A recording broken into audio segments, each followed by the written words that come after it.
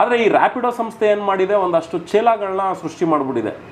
ಈ ರ್ಯಾಪಿಡೋ ಸಂಸ್ಥೆ ಏನಕ್ಕೆ ಈ ಚೇಲಾಗಳನ್ನ ಸೃಷ್ಟಿ ಮಾಡಿದ್ದಾರೆ ಅಂದರೆ, ಚೇಲ ಮೀನ್ಸ್ ಅವ್ರದ್ದೇ ಆದ ಒಂದು ಅಸೋಸಿಯೇಷನ್ನ ಮಾಡಿಕೊಟ್ಟಿದೆ. ಯಾಕೆಂದರೆ ಈಗ ನೋಡಿ, ನಾವು ಅಸೋಸಿಯೇಷನ್ ಕಟ್ಟಿದ್ದೀವಿ, ಒಂದು ಆಫೀಸ್ ಬಾಡಿಗೆ ಆಗ್ಬೋದು, ನಮ್ಮ ಓಡಾಟದ ಖರ್ಚು ವೆಚ್ಚಗಳಾಗ್ಬೋದು, ಮತ್ತು ಪ್ರತಿಯೊಂದರಲ್ಲೂ ಕೂಡ ಪ್ರತಿದಿನದ ಅದರದೇ ಆದ ಒಂದು ಖರ್ಚು ಅನ್ನೋದು ಇದ್ದೇ ಇರುತ್ತೆ. ಅಂಥದ್ರಲ್ಲಿ ನಾವು ಸಂಘಟನೆ ನಡೆಸೋವಂಥವ್ರೆ ತುಂಬ ಆರ್ಥಿಕವಾಗಿ ಅದನ್ನು ಸದೃಢವಾಗಿ ನಡ್ಸ್ಕೊಂಡು ಹೋಗೋದೇ ಕಷ್ಟ ಇರ್ತದೆ. ಅಂಥದ್ರಲ್ಲಿ ಬೈಕ್ ಟ್ಯಾಕ್ಸಿ ನಡೆಸೋವಂಥವ್ರು ಒಂದು ಸಂಘಟನೆ ನಡೆಸ್ತಾರೆ ಅಂದಾಗ ಇವ್ರಿಗೆ ಬ್ಯಾಕ್ ಬೋನಾಗಿ ನಿಂತಿರೋದೇ ಆ ರ್ಯಾಪಿಡೋನೇ ಏನು ಮಾಡಿದೆ, ಅವ್ರಿಗೆ ಆಫೀಸ್ ಮಾಡಿಕೊಟ್ಟಿದೆ, ಅವ್ರ ಖರ್ಚು ವೆಚ್ಚಗಳಿಗೆಲ್ಲ ದುಡ್ಡು ಕೊಡ್ತಾ ಇದೆ. ಅಂದರೆ ಒಂದು ಚೇಲಾ ವ್ಯವಸ್ಥೆನ ಸೃಷ್ಟಿ ಮಾಡಿಕೊಟ್ಟು ಒಂದು ಅಸೋಸಿಯೇಷನ್ ಅಂತ ನೇಮ್ ಇಟ್ಕೊಂಡು ಇಲ್ಲಿ ಏನು ಮಾಡುತ್ತೆ ಅಂದರೆ, ಯಾವ ಸಂಘಟನೆಗಳು ಈ ರ್ಯಾಪಿಡೋ ಬೈಕ್ ಟ್ಯಾಕ್ಸಿ ವಿಚಾರದಲ್ಲಿ ಧ್ವನಿ ಎತ್ತುತ್ತಾರೆ, ಮತ್ತು ಯಾರು ಡ್ರೈವರ್ಸ್ಗಳು ಈ ರ್ಯಾಪಿಡೋ ರೈಡರ್ಸ್ಗಳನ್ನ ಪ್ರಶ್ನೆ ಮಾಡಿ ಕೇಳಿ ನೀವು ಯಾಕೆ ನಮ್ಮ ಹೊಟ್ಟೆ ಮೇಲೆ ಹೊಡಿತೀರಾ ಅನ್ನೋ ರೀತಿಯ ಒಂದು ವಿಚಾರಗಳನ್ನ ಮನದಟ್ಟು ಮಾಡೋವಂಥ ಕೆಲಸಕ್ಕೆ ಮುಂದಾಗ್ತಾರೆ. ಇಂಥದನ್ನೆಲ್ಲ ಅಬ್ಸರ್ವ್ ಮಾಡಿಸ್ಕೊಂಡು ಏನು ಮಾಡುತ್ತೆ, ಈ ಚೇಲಾಗಳನ್ನ ಬಿಟ್ಟು ಒಂದು ಅಸೋಸಿಯೇಷನ್ ಹೆಸರಲ್ಲಿ ಅವ್ರ ಮೇಲೆ ಕಂಪ್ಲೇಂಟ್ ಕೊಡಿಸೋದು, ಈ ಥರ ಒಂದು ವ್ಯವಸ್ಥೆನ ಸೃಷ್ಟಿ ಮಾಡ್ಕೊಂಡ್ಬಿಟ್ಟಿತ್ತು. ಹಂಗಾಗಿ ಈಗ ಹೈಕೋರ್ಟ್ ಆದೇಶ ಬಂದ ಮೇಲೆ ಏನಾಗಿದೆ, ಈ ಚೇಲಾಗಳು ಮತ್ತೆ ಬಾಲ ಬಿಚ್ಚಿದ್ದಾರೆ.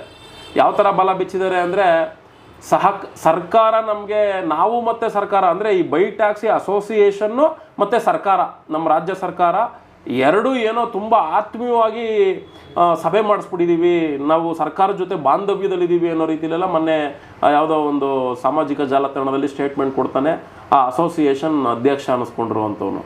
ಮತ್ತು ಆತ ಹೇಳ್ತಾನೆ, ನಮಗೆ ಏನೂ ಇಲ್ಲ, ಹೈಕೋರ್ಟು ನಮಗೆ 6 ವಾರ ಆದಮೇಲೆ ನಮಗೆ ಬೈಕ್ ಟ್ಯಾಕ್ಸಿ ಮಾಡ್ಕೊಳ್ಳೋ ಅಂಥ ರೀತಿಯಲ್ಲೂ ಕೂಡ ಸರ್ಕಾರಕ್ಕೆ ಹೇಳ್ಬಿಟ್ಟಿದೆ, ಸರ್ಕಾರ ನಮ್ಗೆ ಅದಕ್ಕೆಲ್ಲ ವ್ಯವಸ್ಥೆ ಮಾಡಿಕೊಡುತ್ತೆ ಅಂತೇಳಿ ಹೈಕೋರ್ಟ್ ಆದೇಶನೇ ತಿರ್ಚೋ ಅಂಥ ಕೆಲಸನೂ ಕೂಡ ಮಾಡ್ತಾ ಇದ್ದಾರೆ.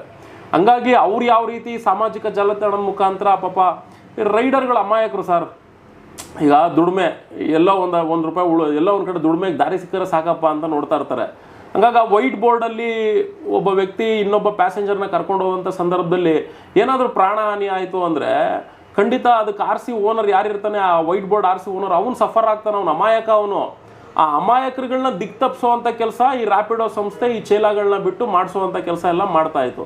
ಹಂಗಾಗಿ ನಾವು ಕೂಡ ಸೋಷಿಯಲ್ ಮೀಡಿಯಾಗಳಲ್ಲಿ ಕೋರ್ಟ್ ಆದೇಶ ಇದೆ, ಅದು 6 ವಾರ ಆದಮೇಲೆ ಏನೇನೆಲ್ಲ ಬದಲಾವಣೆ ಆಗ್ತದೆ ನೋಡಿಕೊಂಡು ನೀವು ರೈಡರ್ಗಳು ಮುಂದಾಗ್ರಪ್ಪ, ಇಲ್ಲಾಂದರೆ ನೀವು ಅಮಾಯಕರುಗಳು ಬಲಿ ಹೊಡಿತಾ ಇದ್ದಾರೆ, ದಯವಿಟ್ಟು ಬಲಿ ಆಗಬೇಡಿ ಅನ್ನೋ ರೀತಿಯಲ್ಲ ನಾವು ಸಾಧ್ಯ ಆದಷ್ಟು ಅಸೋಸಿಯೇಷನ್ ಅವ್ರು ಏನು ಮಾತಾಡ್ತಾರೆ ಅದಕ್ಕೆ ವಿಚಾರ ಆಧರಿಸಿ ತದ್ವಿರುದ್ಧವಾಗಿ ನಾವು ಕೂಡ ಮನವರಿಕೆ ಮಾಡಿಕೊಡುವಂಥ ಕೆಲಸ ಎಲ್ಲ ಮಾಡ್ತಾ ಇದ್ದೀವಿ. ಇಲ್ಲ, ಪಬ್ಲಿಕ್ ಇನ್ನೊಂದು ಹೇಳ್ತಾರೆ, ಈ ಬೆಂಗಳೂರು ಟ್ರಾಫಿಕಲ್ಲಿ ನಮಗೆ ಬೈಕ್ ಟ್ಯಾಕ್ಸಿ ಬೇಕು ಅಂತ ನಾವು ಮೊನ್ನೆ ಕೆಲವು ಪಬ್ಲಿಕ್ ಒಪಿನಿಯನ್, ಯಾಕಂದರೆ ಒಂದು ಕಡೆಯಿಂದ ಒಂದು ಕಡೆ ಹೋಗೋದು ತುಂಬ ಟೈಮ್ ತಗೊಳುತ್ತೆ. ನಾನು ನಿಮ್ಮ ಯೂಟ್ಯೂಬ್ ಚಾನಲ್ ನೋಡಿದ್ದೀನಿ, ಹಾಗೆ ಬೇರೆ ಬೇರೆ ಯೂಟ್ಯೂಬ್ ಚಾನಲಲ್ಲೂ ಕೂಡ ಅಬ್ಸರ್ವ್ ಮಾಡಿದ್ವಿ. ಮತ್ತು ನಮಗೂ ಸಾಕಷ್ಟು ಕಾಮೆಂಟ್ಗಳು ಆಗ್ತಾರೆ, ಆಟೋದವರು ಬೈಕ್ ಬಂದಂಗೆ ಕೇಳ್ತಾರೆ, ಏನ್ರಿ ನಾವು 2 ವೀಲರ್ ಬಳಸೋದ್ರಿಂದ ಏನು ತಪ್ಪು, ನಾವು 2 ವೀಲರ್ ಬಳಸ್ತೀವಿ ಅಂತ.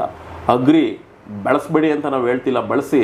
ಆದರೆ 2 ವೀಲರಿಂದ ಎಷ್ಟು ಜನ ಪ್ರಾಣ ಕಳ್ಕೊಂಡಿದ್ದೀರಲ್ವಾ, ಕೈಕಾಲು ಮುರಿದಾಕೊಂಡಿದ್ದೀರಲ್ವಾ, ನೀವೆಲ್ಲ ಯಾಕೆ FIRಗಳು ಮಾಡಿಸ್ತಾ ಇದ್ದೀರಾ? ಹಂಗಿದ್ಮೇಲೆ ಈಗ ಕಾಲು ಮುರಿದೋಯ್ತು, ಕೈ ಮುರಿದೋಯ್ತು, ಪ್ರಾಣ ಹೊಂಟೋಯ್ತು, ಸ್ಟೇಷನ್ಗೆ ಹೋಯ್ತು ಮ್ಯಾಟ್ರು ಅಂತ ಯಾಕೆ FIR ಮಾಡಿಸ್ತಿದ್ದೀರಾ? FIR ಆಯಿತು ಅಂದರೆ 2 ವೀಲರ್ ಓಡಿಸ್ತಿರೋ ಅಂಥ ರೈಡರ್ ಯಾರಿದ್ದಾನೆ ಅವನ ಮೇಲೆ ಕೇಸ್ ಆಗುತ್ತೆ. ಮತ್ತು ಆ ಗಾಡಿ RC ಓನರ್ ಅವನೇ ಆಗಿತ್ತು ಅಂದರೆ ಇನ್ಶೂರೆನ್ಸೇ ಸಿಗೋದಿಲ್ಲ. ನಿಮಗೆ 2 ವೀಲರಿಂದ ಒಳ್ಳೇದಾಗ್ತಿದೆ ಪಬ್ಲಿಕ್ಗೆ, ಆಟೋದವ್ರು ಜಾಸ್ತಿ ಕೇಳ್ತಾರೆ, ಆಟೋದವ್ರು ಸರಿ ಇಲ್ಲ, ಕ್ಯಾಬು ಅದು ಇನ್ನೊಂದು ಮತ್ತೊಂದು ಅನುಕೂಲಕ್ಕೆ ತಕ್ಕಂತೆ ಪಬ್ಲಿಕ್ ನೀವು ಮಾತಾಡ್ತಿದ್ದೀರಾ. ಮತ್ತು ನೀವು ಈ ರೀತಿಲಿ ಪಬ್ಲಿಕ್ ಈ 2 ವೀಲರ್ಗಳನ್ನ ಬಳಸ್ತೀವಿ, ನಾವು ಬಳಸಲೇಬೇಕು, ನಮ್ಗಿದು ಬೇಕೇ ಬೇಕು ಅನ್ನೋರು ಬಿದ್ದು ಪ್ರಾಣ ಕಳ್ಕೊಂಡ್ಮೇಲೆ ಯಾಕ್ರಯ್ಯ ನೀವು ಹೋಗಿ ಪೊಲೀಸ್ ಸ್ಟೇಷನಲ್ಲಿ ಕಂಪ್ಲೇಂಟ್ ಕೊಟ್ಟು FIR ಮಾಡಿಸ್ತೀರಾ? ಇದು ನಾವು ಕೇಳೋ ಅಂಥದ್ದು. ನಿಮಗೆ 2 ವೀಲರ್ ಸೇವೆನೂ ಕೂಡ ಬೇಕು ಅಂತೀರಾ, ಆದರೆ ವೈಟ್ ಬೋರ್ಡಲ್ಲಿ ಬಿಸ್ನೆಸ್ ಮಾಡ್ತಾ ಇರೋದು ಇಲ್ಲಿಗಲ್ ಅಂತ ನಾವು ಇಷ್ಟೆಲ್ಲ ಹೇಳ್ತಾ ಇದ್ರು ಕೂಡ ನಿಮ್ಮ ಆಟೋದವ್ರು ಹಂಗೆ ಇವ್ರಂಗೆ ಅಂತ ಹೇಳಿ ನೀವುಗಳೇ ಮಾತಾಡ್ತೀರಾ. ನೀವುಗಳೇ ಬಿದ್ದು ಕೈಕಾಲು ಮುರಿದಾಕೊಂಡು ಪ್ರಾಣ ಕಳ್ಕೊಂಡ್ರೆ ಪೊಲೀಸ್ ಸ್ಟೇಷನ್ಗೆ ಹೋಗಿ FIR ಮಾಡಿಸಿ ಆ ರೈಡರ್ಗಳ ಮೇಲೆ ಕೇಸಸ್ಗಳನ್ನ ಮಾಡಿದ್ದೀರಾ. ಇವತ್ತು ಎಷ್ಟೋ ಜನ ರೈಡರ್ಗಳು ಅನ್ನಿಸ್ಕೊಂಡಿರೋರು ಎಷ್ಟು ಜನ ಪ್ರಾಣಗಳನ್ನ ತೆಗೆದಿದ್ದಾರೆ, ಕೈಕಾಲು ಮುರಿದಾಕಿದ್ದಾರೆ, ಯಾರ ಮೇಲೆಲ್ಲ FIRಗಳಾಗಿದ್ದಾವೆ. ಇವತ್ತಂತ ಆ 2 ವೀಲರ್ ರೈಡರ್ಗಳ ಕತೆಗಳು ಏನಾಗಿದ್ದಾವೆ ಅಂತ ಯಾರಿಗೂ ಕೂಡ ಗೊತ್ತಿಲ್ಲ. ಯಾವ ಮೀಡಿಯಾದವರು ಕೂಡ ಇವತ್ತವರೆಗೂ ಆ ರೈಡರ್ ಪರಿಸ್ಥಿತಿ ಏನಾಗಿದೆ ಅಂತಲೂ ಕೂಡ ಎಲ್ಲೂ ತೋರಿಸ್ತಾ ಇಲ್ಲ. FIR ಆದಮೇಲೆ ಮುಗೀತು. ಅವ್ರು ಏನು ಪರಿಹಾರ ಕೇಳ್ತಾರೆ, ಬಿದ್ದು ಏಟಾಗಿರುವಂಥ ಪ್ರಯಾಣಿಕ ಅಷ್ಟು ಲಕ್ಷಾಂತರ ರೂಪಾಯಿ ದುಡ್ಡನ್ನ ಆ ರೈಡರ್ ಕಟ್ಕೊಡ್ತಾ ಇದ್ದಾನೆ. ಇವತ್ತು ಪ್ರತಿದಿನ ಏನೋ ಒಂದು ಕೆಲಸಕ್ಕೆ ಹೋಗಿರ್ತಾರೆ, ಅವ್ನ ಸ್ವಂತ ಕೆಲಸ ಮುಗಿದಾದ್ಮೇಲೆ ಬಿಡು ಖಾಲಿ ಯಾಕೆ ಹೋಗ್ಬೇಕು ಅಂತ ಒಂದು ಆ್ಯಪ್ ಇನ್ಸ್ಟಾಲ್ ಮಾಡಿಕೊಂಡು ಯಾರನ್ನೋ ಒಬ್ರನ್ನ ಹೋಗೋ ರೋಡಲ್ಲಿ ಒಂದು 2-3 ಜನನ ಕರ್ಕೊಂಡು ಹೋಗೋವಂಥ ಸಂದರ್ಭದಲ್ಲಿ ಚಿಲ್ಲರೆ ಕಾಸು ಸಂಪಾದನೆ ಮಾಡ್ತಿರ್ಬೋದು, ಅವ್ರು ಇಲ್ಲ ಅಂತ ನಾವು ಹೇಳಲ್ಲ. ಆ ಚಿಲ್ಲರೆ ಕಾಸ್ಗಿಂತ 50 ಪಟ್ಟು ಪರಿಹಾರನ ಕಟ್ಕೊಡೋವಂಥ ಸ್ಥಿತಿಲೂ ಕೂಡ ಇದಾರಲ್ಲ ಪಬ್ಲಿಕ್. ನೀವುಗಳೆಲ್ಲ ಟೂ ವೀಲರ್ನ ಅಷ್ಟು ಇಷ್ಟಪಡೋರು ಯಾಕ್ರಯ್ಯ ನೀವೆಲ್ಲ ಕೇಸ್ ಹಾಕ್ತಿದ್ದೀರಾ? ನೀವು ಕೇಸ್ ಹಾಕ್ಲಿಲ್ಲ ಅಂದ್ರೂ ನಿಮ್ಮ ಲಾಯರ್ಗಳು ಸುಮ್ಮನೆ ಇರಲ್ವೇ? ಒಂದು ಆಕ್ಸಿಡೆಂಟ್ ಆಯಿತು ಅಂದಮೇಲೆ ಆಕ್ಸಿಡೆಂಟು ಆಸ್ಪತ್ರೆಗೆ ಹೋದ್ಮೇಲೆ ಆಸ್ಪತ್ರೆಯವ್ರು ಇಮ್ಮಿಡಿಯೇಟ್ಲಿ ಟ್ರಾಫಿಕ್ ಪೊಲೀಸ್ ಸ್ಟೇಷನ್ಗೆ ಫೋನ್ ಮಾಡ್ತಾರೆ, ಆಕ್ಸಿಡೆಂಟ್ ಕೇಸ್ ಬಂದಿದೆ ಬನ್ನಿರಿ ಇದೇನು ರಿಪೋರ್ಟ್ ತೊಗೊಳ್ಳಿ ಅಂತಾರೆ. ಪೊಲೀಸರಲ್ಲಿ ಬಂದಾಗ ಸರ್ವೇ ಸಾಮಾನ್ಯ ಎನ್ಕ್ವೈರಿ ಮಾಡ್ತಾರೆ, ಓ ಈ ಥರ ಆಕ್ಸಿಡೆಂಟ್ ಕೇಸಾ, ಹಾಕಿ ಒಂದು ಎಫ್ ಐ ಆರ್ ಆದಮೇಲೆ ಮುಗೀತು.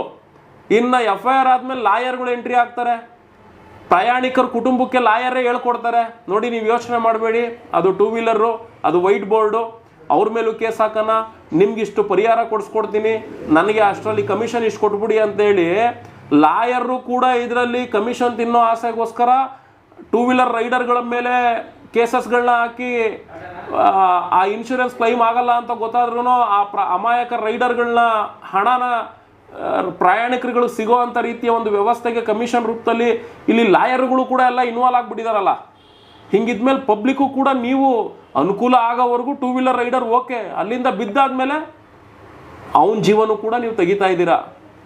ಇವೆಲ್ಲ ನಡಿಬಾರ್ದು ಸರ್. ಇನ್ನು